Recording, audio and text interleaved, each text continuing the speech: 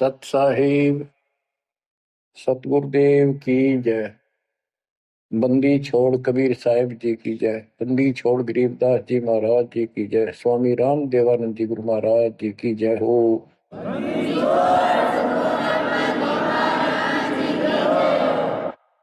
सर्व संतों की जय, सर्व भक्तों की जय, धर्मी पुरुषों की जय। श्री काशी धाम की जय, श्री सुडानी धाम की जय, श्री क्रोथा धाम की जय, श्री बरवाड़ा धाम की जय। सत साहिब गरीब नमो नमो सत पुरुष को नमस्कार गो की नहीं। सुर नर मुनि जन साधु संतों सर्वस दीन। सतगुरु साहिब संत सब दंडोतम प्रणाम। आगे पीछे मत हुए तिनको जा कुर्बान। बच्चों, धन्य है आपके माता पिता जिससे जन्म हुआ। धन्य है आपके पिछले जन्मों की भक्ति और संयम। उसी के परिणाम स्वरूप आज आप परमात्मा की शरण में आए हो। लख वर्षूरा जूझ ही लख वर्षा मध्य लख वर्ती जहान में तो सतगुरु से मांगे। भावार्थ है कि आप इतने अच्छे धर्म कर्म वाले व्यक्ति रहे हो, लेकिन मोक्ष नहीं मिला। मोक्ष न मिलने का कारण परमात्मा पे अविश्वास रहा। जिस भी धर्म में जब जाति के अंदर हम जन्मे, हम उन्हीं क्रियाओं को उत्तम मानते रहे। परमात्मा के ज्ञान से प्रेरित होकर कुछ दिन भक्ति जरूर की, लेकिन एक से अनेक अधिक नहीं थे हम, फिर हम रह जाते थे। लेकिन ये परमात्मा हमारे पिता हैं कबीर साहब, हमारे सच्चे साक्षी हैं, हमारे एकमात्र हितैषी हैं इन काल के 21 ब्रह्मांड रूपी नरक में। बच्चों, कबीर साहब कहते हैं झूठे सुख को सुख है ये मान रहा मनमोद, ये सकल कभी ना काल का कुछ मुखमत स्रोत। हम इस झूठे सुख को सुख मान रहे हैं। थोड़ा सा धन हो गया, कार कोठी होगी, बेटा बेटी होगी, और फिर सारा दिन बकवादों से अतिरिक्त कुछ नहीं सूझता। धन जोड़ लो, हेरा फेरी कर लो, और अधिक पैसा हो जाता है, राजनीति में आ जाऊं, यानी मई माँ की भूख बनी रहती है। और ये हमारे जन्म मरण का मुख्य कारण है। जैसे आप धर्मदास जी के प्रसंग में सुन रहे हो, कितनी तड़प थी, कितना धन था, लेकिन कुछ भी बन ले, राजा बन ले, महाराजा बन ले, सेठ बन ले, और चाहे गरीब निर्धन बन। अब निर्धन को तो वैसे संतुष्टि नहीं हो चाहता, धन चाहिए। धन है तो सुख है। जिसका संतान नहीं है वो चाहता संतान है तो सुख है। कोई सेठ धनवाला सोचता है कि मुझे कोई सुख नहीं। सुख तो इन राज्य महाराजों को होता है। राज्य महाराजों को सपने में भी सुख नहीं होता। बच्चों, यह बात जिस दिन आपके हृदय में बैठ जाएगी कि ये सुख है ही नहीं, रात को भी नींद नहीं आती इन राजाओं को, नेताओं। लेकिन कुछ दिन कमांड चलती है इनकी, इसी में फूले रहते हैं। फिर ये भी सोचते हैं कि स्वर्ग में सुख होगा।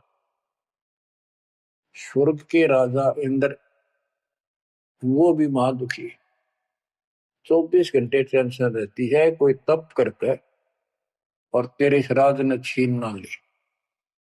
स्वर्ग का राजा नीचे यज्ञ करके या तप करके बनता है, और उसमें एक शर्त होती है कि तेरे शासन के दौरान, तेरे शासन काल में यदि कोई पृथ्वी पर ऐसा तप कर लेगा जो खंड ना हो, कुछ समय निर्धारित है, और 100 अश्वमेघ यज्ञ निर्बाध कर गया तो तेरी पदवी को छीन लिया जाएगा, उसको ये पद दिया जाएगा।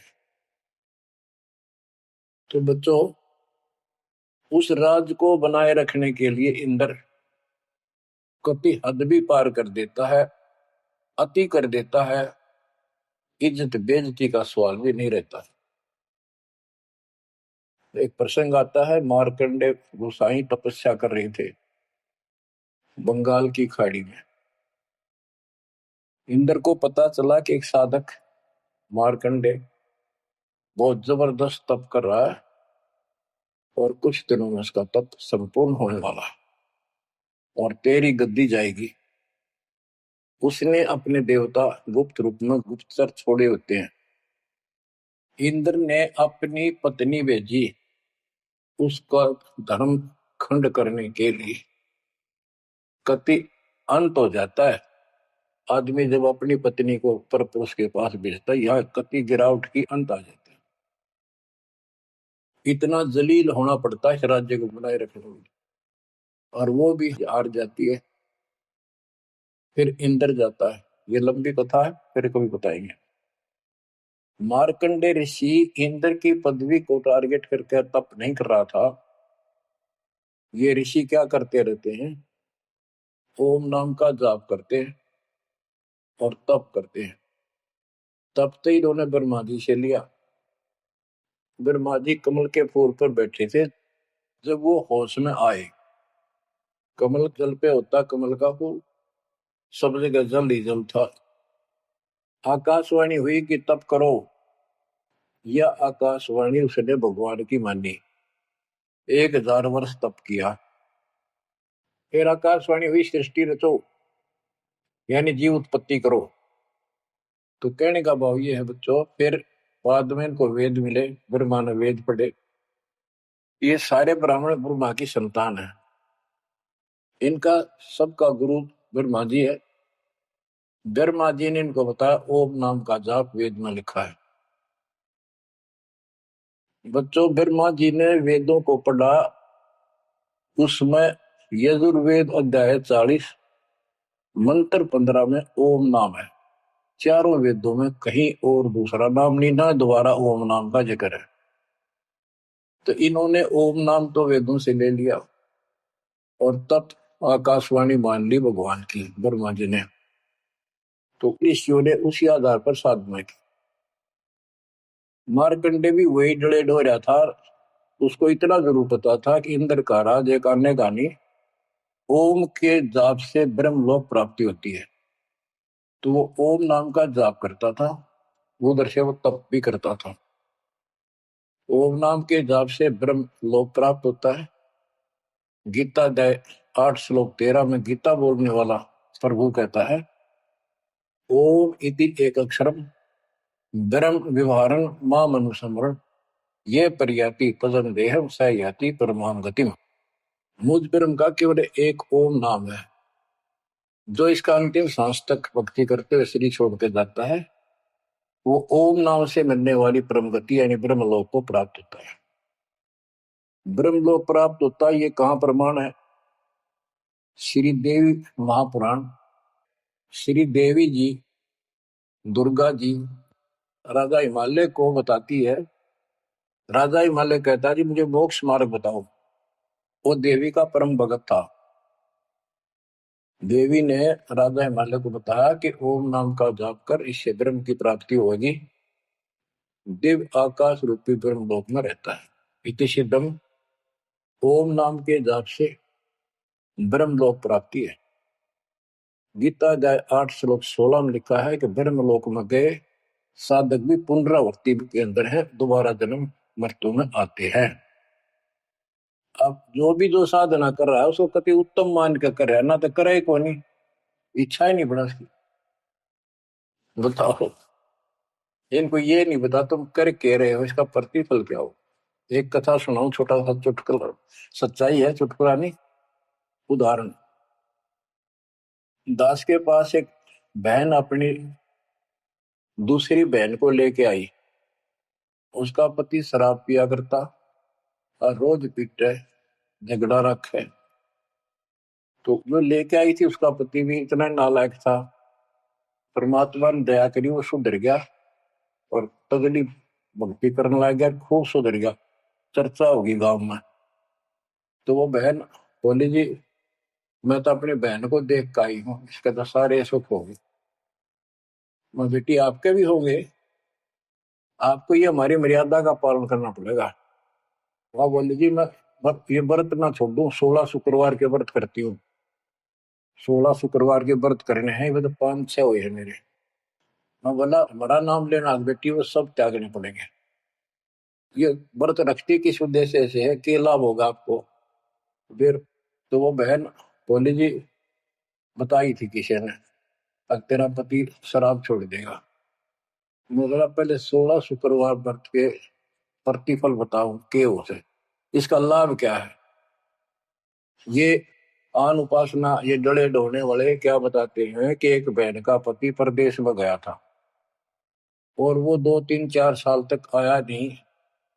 उसने किसी ज्योतिषियों से दिखाया, पत्रे हाथ दिखाए, किसी ने बता दिया कि तेरा पति तुझे भूल चुका है, तेरी याद नहीं रही। माता संतोषी के व्रत रख 16, तेरा पति वापस आ जाएगा। उसने व्रत रखने शुरू किए शुक्रवार के 16वें दिन, 16वें व्रत वाले दिन वापस आ गया। ये है इसका फल। और मैं बोला तेरा पति रोज आवे रोज कूटे, गड्ढेगी तू इस बता के फूकेगी बर्तन, बुद्धि कान रखेगी तुम्हारी। तंती रखना नहीं चाहिए, 2-4 दिन ना हो तो बढ़िया पिटाई देना हुआ।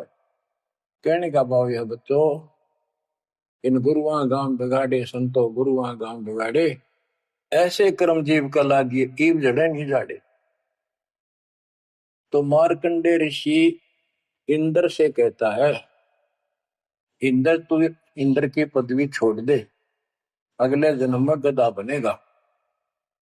इंद्र कहता जी फेर की फेर देखी जाएगी, तो मौज करने दो। बता हमारी बुद्धि यहाँ तक सेट हो चुकी है, फेर के देखी जाएगी, गधा बने पास तो कुमार देखेगा, कड़म मारेगा लठ, 2.5 मिनट का धरेगा सामान कमर पे। मार्कंडे ऋषि उसको कहता तू मेरे वाली साधना कर ले, तुझे ब्रह्म लोक पहुंचा दूंगा। बच्चों वो कहते हैं ना, बेड की लात गुडने तले तले, ये कहीं जा लो, इनका ये इतना ज्ञान है, इतनी इनकी अंतिम भक्ति है। प्रसंग चल रहा है धर्मदास जी का। ये जड़े धर्मदास जी ने खूब डो लिए थे, और जब आंख खुली होए होए होए, अब परमात्मा उनको छोड़कर चले गए। दोनों पति पत्नी देखते ही रह गए, आंखों में आंसू टपक रहे थे। ओझल हो गए भगवान जब गली से अंदर आए, रागा खूब रोए अंदर बैठ के। ताकि पता नहीं आओगे कि ना आओगे ना, ये गांव नाम बताते, ये भी कमाल हो गया। परमात्मा कराते आए तो धर्मदास जी ने बोले खुशी मनाई, शरण पकड़ के बहुत कुछ प्रश्न उत्तर किए। आखिर में कहने लगे धर्मदास जी, हे प्रभु अवगत कला तुम्हारी, हम है कीट जीव वे बिचारी, सत्य लोग तुम वर्ण सुनावा, शोभा पुरुष अनसन सत भावा। हे परमात्मा आपने सतलोक बताया, आपने परमात्मा की शोभा बताई, मरने वाले हंसों का भी बड़ा गजब का सुख बताया। कैसे न देश राज व आही, चित इच्छा प्रभु देख नताई। कि वो कैसा देश है, कैसा लोक है, मेरा मन करता है उसने देखो। परमात्मा बोले धर्मदास ये निर्घनी काया, निर्घनी ये बेकार, इसमें डंगा भरा पड़ा, काम क्रोध लोभ विष्टा थूक ब्लड टट्टी पेशाब, इसमें कैसे दर्शन होगा उस भगवान के।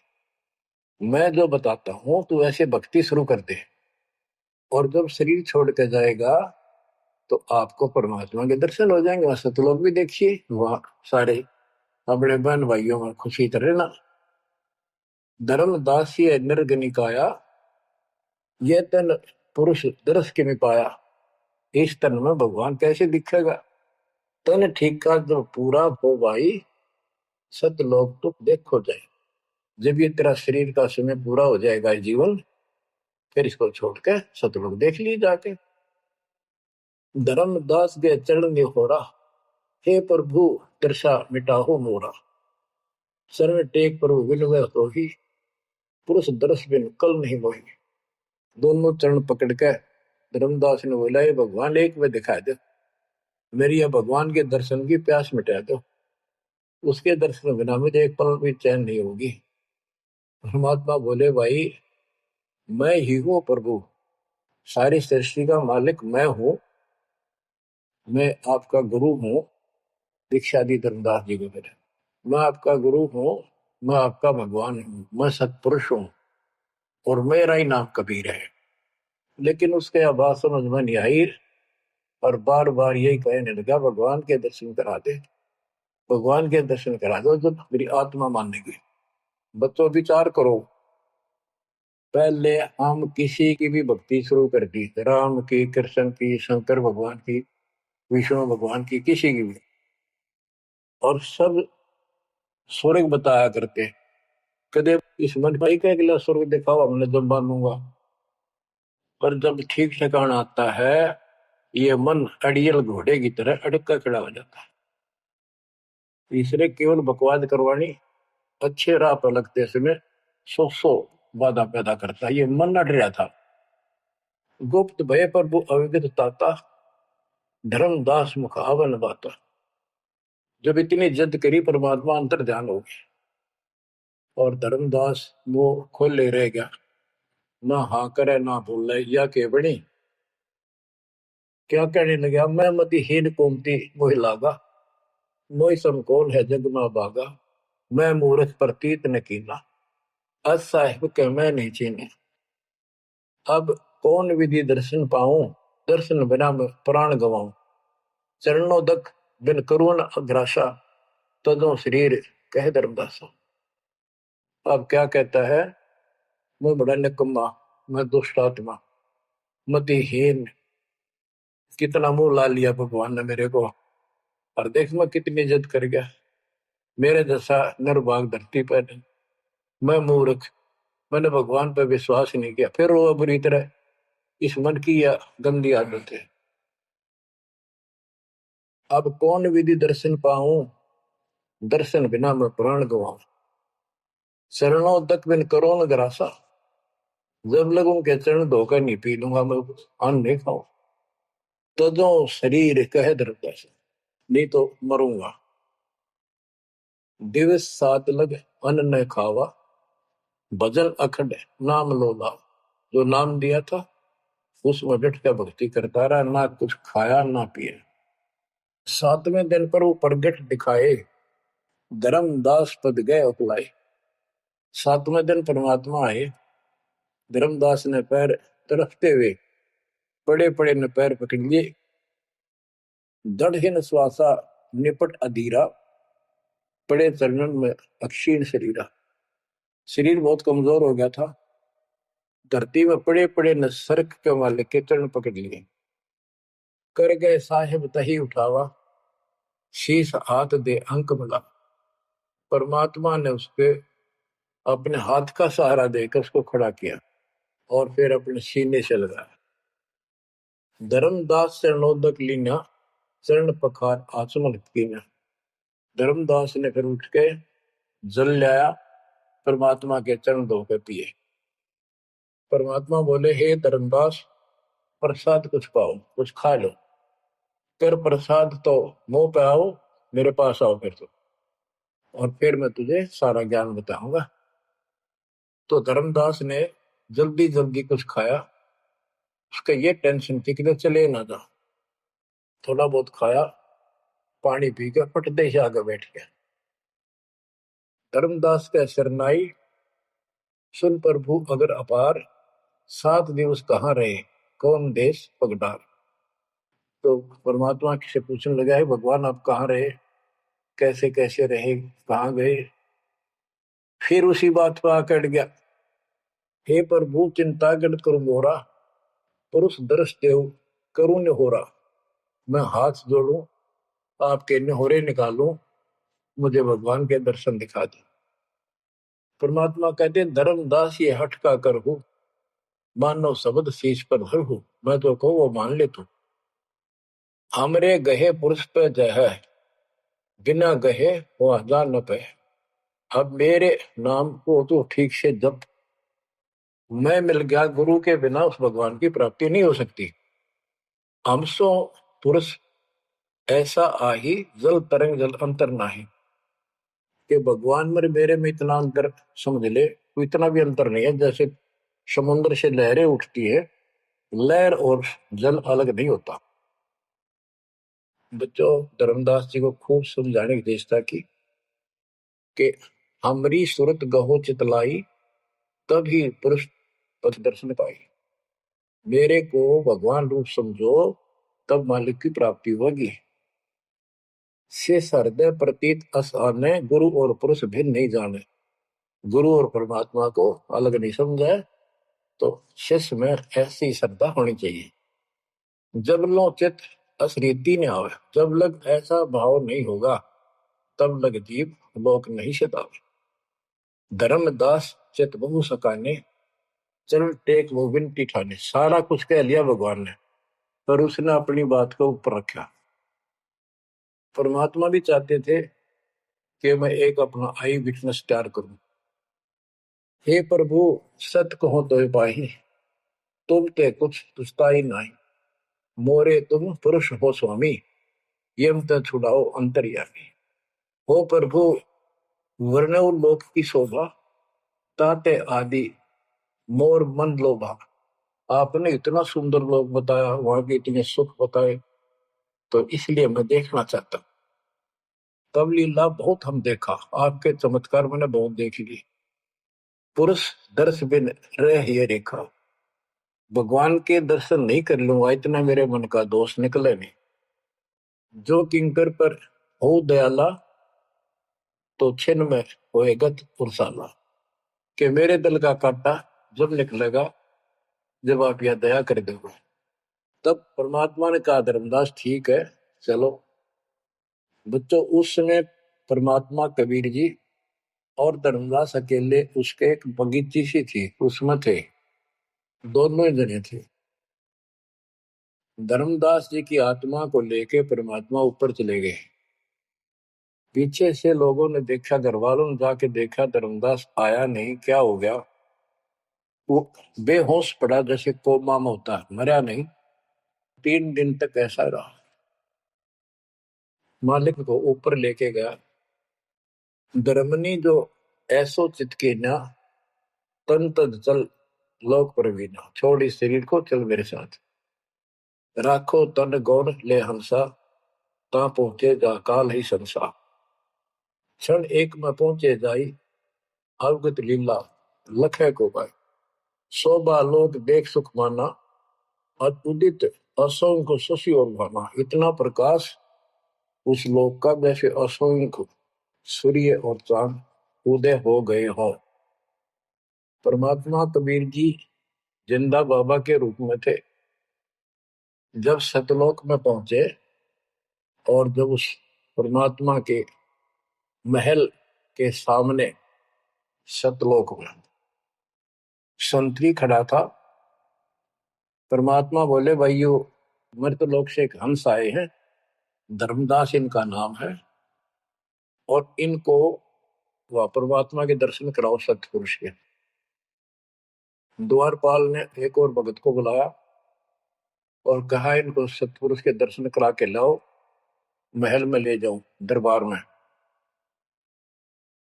जब वो लेके चला धर्मदास जी को, बहुत से भगत और आगे हंस हंसनी, यानी जैसे यहाँ भगत कहते हैं, वहां हंस कहते हैं। भगतमती कहते हैं, वहां हंसनी कहते हैं।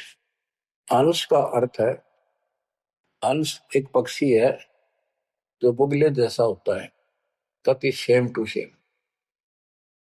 लेकिन उसका गुण ये होता है, वो मांस मच्छी नहीं खाता, भूखा मर जाएगा, केवल मोती खाता है।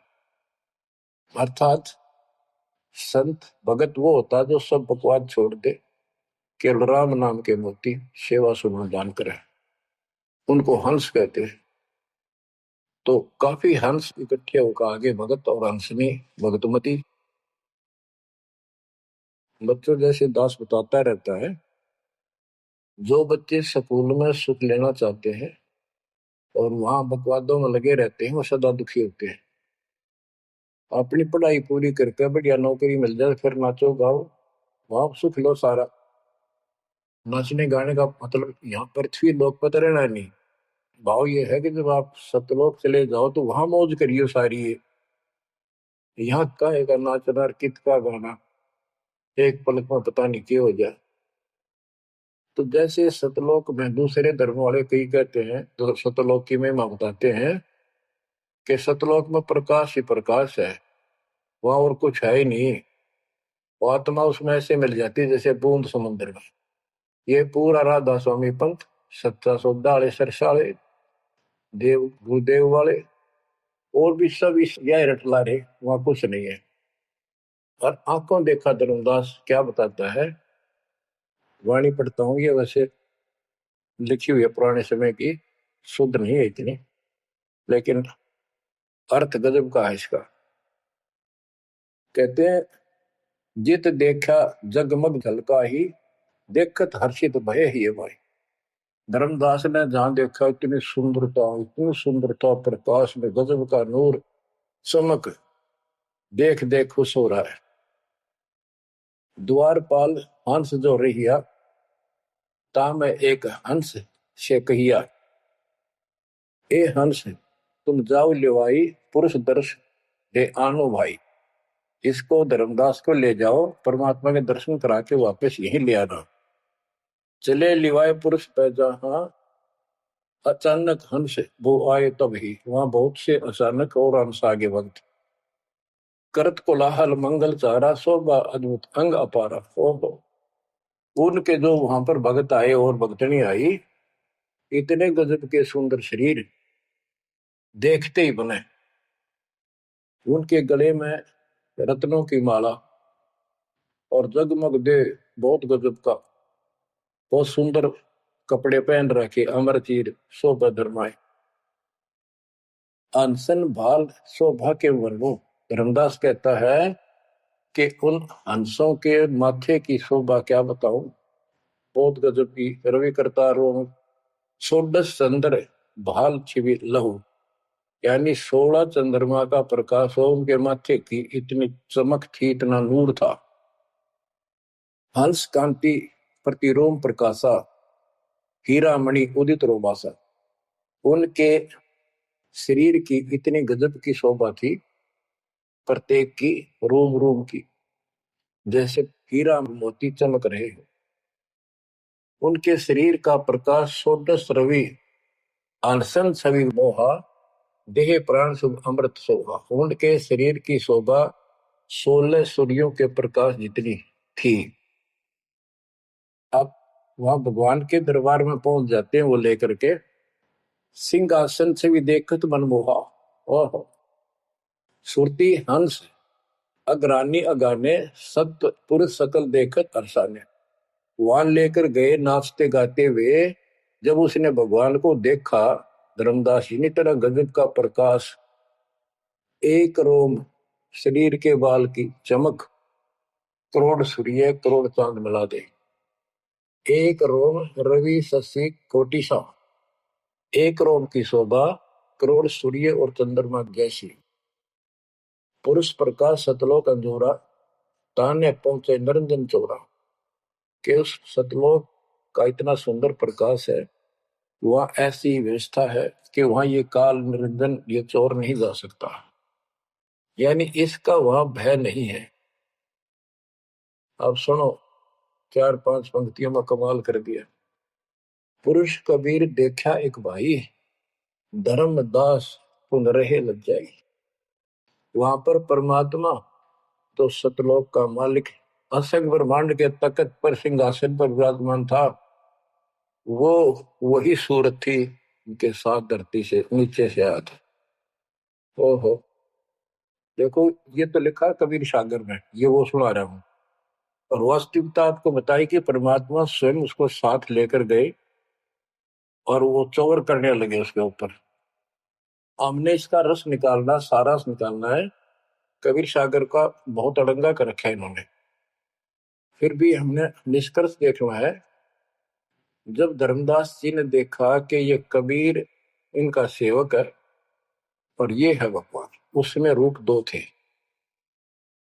जब परमात्मा खड़े हुए और जिंदा बाबा वाला रूप उस तख्त पर विराजमान हुआ, बच्चों जिसको धर्मदास भगवान मान रहा था वो खड़े हुए सतपुरुष और परमात्मा जिंदा बाबा वाले वेश सिंहासन पर विराजमान थे, और वो चवर लेकर खुद परमात्मा उस कबीर जिंदा बाबा पर करने लगे।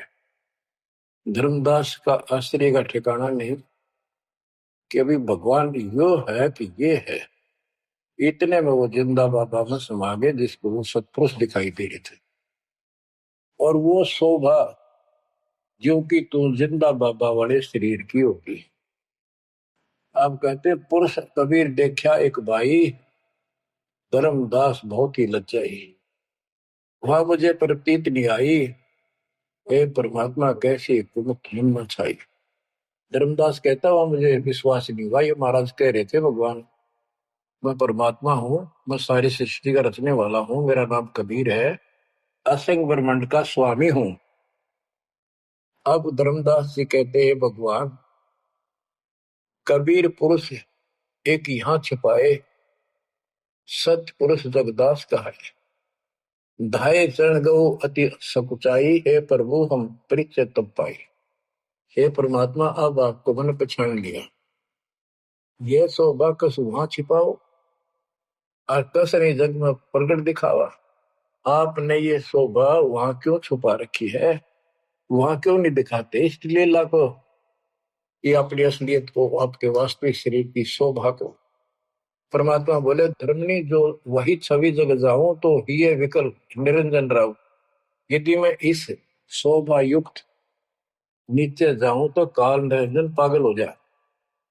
और मैंने उसको वचन दे रखा है कि मैं अपना ज्ञान समझा के जीव को लाऊंगा। और वैसे बच्चों परमात्मा आज हमने ले जा, हम टेक नहीं सकते वहां पर, भूल जाओ इन बातों, ये तो कहने की बातें हैं। उदाहरण देता हूँ, कबीर साहब कहते हैं हम मोहम्मद को वहां ले गए, इच्छा रूपी सतलोक निरे हो, उल्ट मोहम्मद महल उठाया, दूध धीरे थे कलमा था। यानी हम हजरत मोहम्मद जी को ऊपर लेके गए थे कि ये समझ गया तो इन सब जो इसने लाखों त्याग कर रखे सबको बता देगा।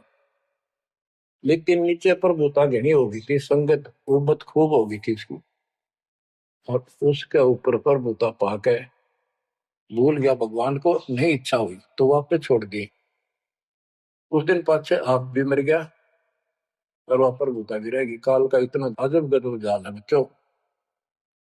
तो धर्मदास जी से बोले कि आप नीचे जाओ, धर्मदास जी बोले भगवान ये वहां ना बेचो, यही रख लो मेरे दाता, और इस नरक में मत दे। अब मैं नहीं जाऊं दाता वहां पर। परमात्मा बोले भी ऐसे नहीं बात सुनेगी, वहां तुम जा चिंता ना कर, मैं तेरे साथ रहूंगा और सत भक्ति दूंगा, उससे आपकी भक्ति गजब की बन जाएगी और भक्ति युक्त होकर यहाँ आएगा, वैसे यहाँ ठिकाना नहीं मिलेगा तेरे। और दूसरी बात है कि तूने सब कुछ देखा है, नीचे औरों को बता, तेरे भाई बहनों को विश्वास होगा। धर्मदास कहता है मोहे राख लियो महाराज हमसे बिगड़ी है, मोहे राख लियो महाराज हमसे बिगड़ी है, बिगड़ी है महाराज हमसे, बिगड़ी है महाराज हमसे, बिगड़ी है तुम्हें नांगा लो महाराज, काल की नगरी है तुम्हें ना भेजो महाराज, काल की नगरी है। रो बुरी तरह, जैसे किसी ने आग में धकाया करे जबरदस्ती मर तो कर राख लो महाराज हम गंदे इंसान से। अब पता चला उन सारे भक्तों ने बताया तुमने ऐसी गलती करी थी भाई, इसलिए दुख पा रही कि हमने खुद बिगाड़ी अपनी किस्मत। तुम रख लो दाता, ना वे जो मेरे मालिक पैर पकड़े रोवे। परमात्मा बोले भाई ऐसा ना कर, वापस चल और वहां पर मैं तेरे साथ रहूंगा, भक्ति कर, कोई दिक्कत नहीं आने दूंगा मैं तेरे को, चिंता ना करी, तेरे पीछे पीछे न फिरूंगा मैं। और ये सारे ठाठ मैंने दे रखे थे तेरे को वहां पर, ना काल तो सारा कचू मन निकाल दे 1 मिनट में। धर्मदास को फिर हौसला हुआ और तीसरे दिन शरीर में वापस आया। आसपास सारे रिश्तेदार भी आ गए 3 दिन में। सारा गांव क्यों सेठ था, पैसे वाला था, लोग जोरदे बैठे, ना मरता ना जिंदा, इसका क्या हाल हो गया। परमात्मा ने बताया मैं काशी में हूं, एक दुल्हे का काम करता हूं, मेरा नाम कबीर है, मेरा गुरु रामानंद जी है, स्वामी रामानंद, जो वहां के प्रसिद्ध संत हुआ करते थे। धर्मदास जी सचेत हुए, उठे तो देखा चारों तरफ हाहाकार मच रहा, वो जिंदा हो गए तो एकदम खुशी की लहर आ गई। आमने भी रोए तो वो कहने लगा क्या हो गया तुमको।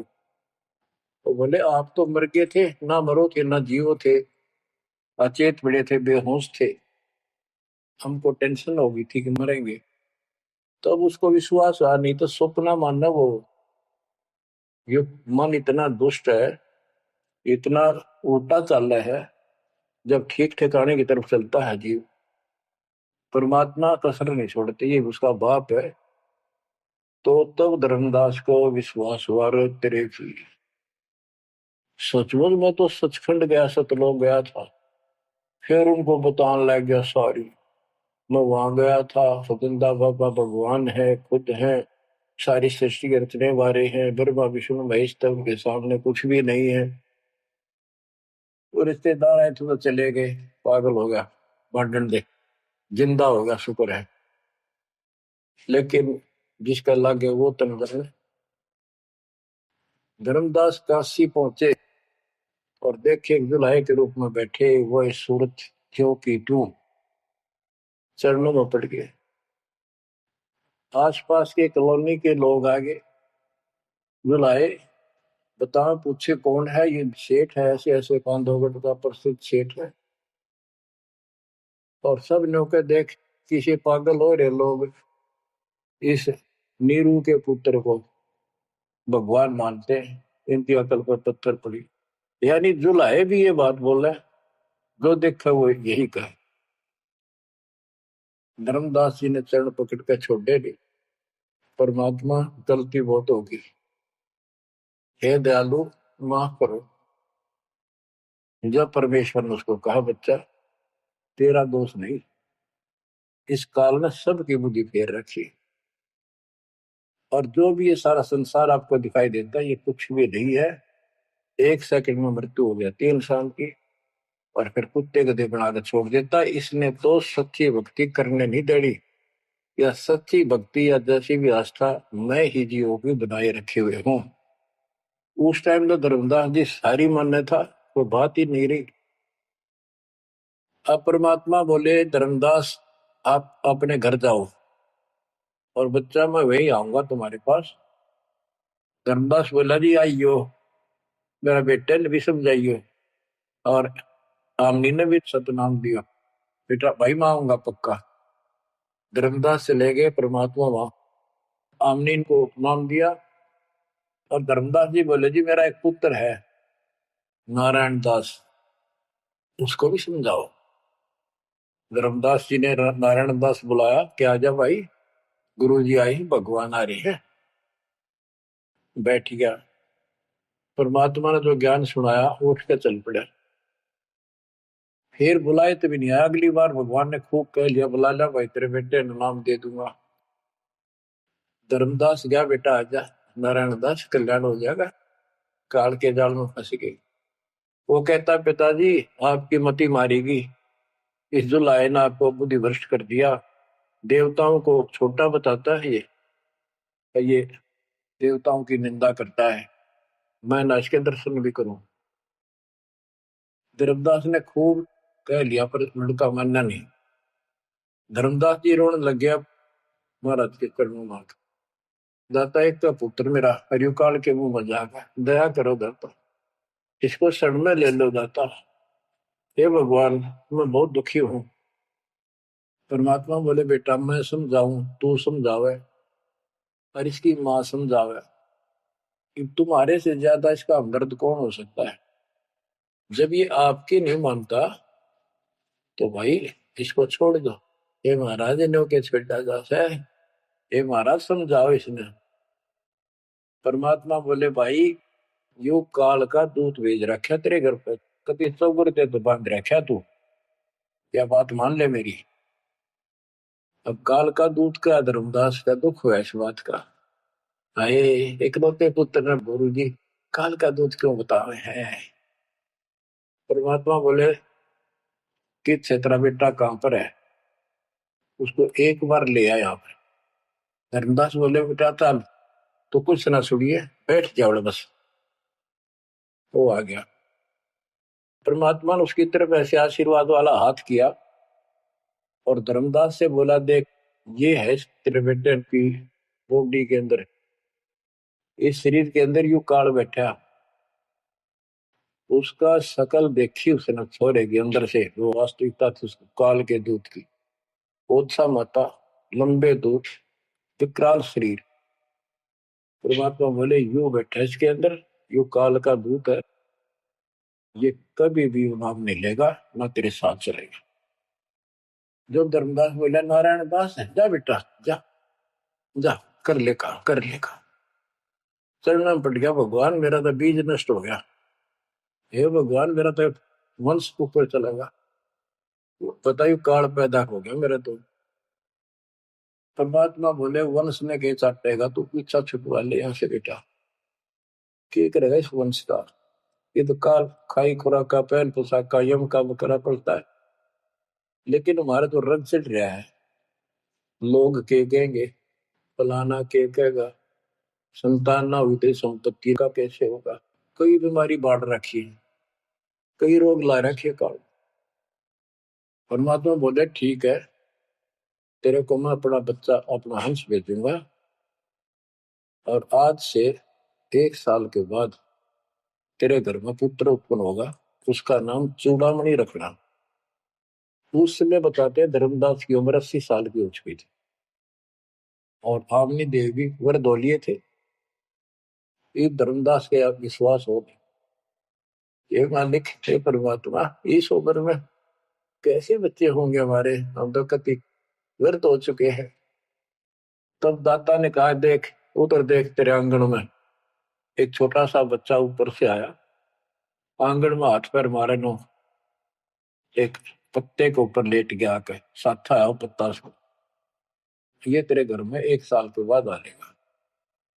इतने बहुत दान हो गया। कुछ विश्वास कुछ अविश्वास, परमात्मा की दया हुई, आमनी को गर्भ रहा, 9वें महीने 10वें दिन बच्चा हो गया, नाम चूड़ामणि रखा। और तू कुल की चिंता करता था, तेरा 42 पीढ़ी तक तेरा वंश चलेगा, चिंता ना कर। जब उसका दिल लट्टा, बच्चों गजब की बातें, तो मैं धीरे धीरे इसको पूरी सुन लो कथा को, आपके बहुत से अंधेरे हट जाएंगे। अब परमात्मा ने चूड़ामणि शाना हुआ, उसको दीक्षा दी, उसी को धर्मदास जी को भी गुरु पद दे दिया था। पर बोला तो किसी ने मंत्र ना दिया, सारा सार नाम तक दे दिया उसको, और कसम खवा दी कि ये नाम किसी को नहीं बताएगा। जब धर्मदास डिगमग देखे तो उसके लड़के को गुरु पद दे दिया चूड़ामणि। केवल 5 नाम, ये 7 में से 5 बीच बीच के दिए, और बेटा इसी को तू आगे देता रहना, तेरे गुरु पद दे दिया। परमात्मा की कोशिश थी ये मंत्र करते रहेंगे, इनको मनुष्य जीवन मिलते रहेंगे, भगवान की आस्था इनमें बनी रहेगी, कुछ लाभ होते रहेंगे, और इस बिजली पीढ़ी तक जाना था उनको।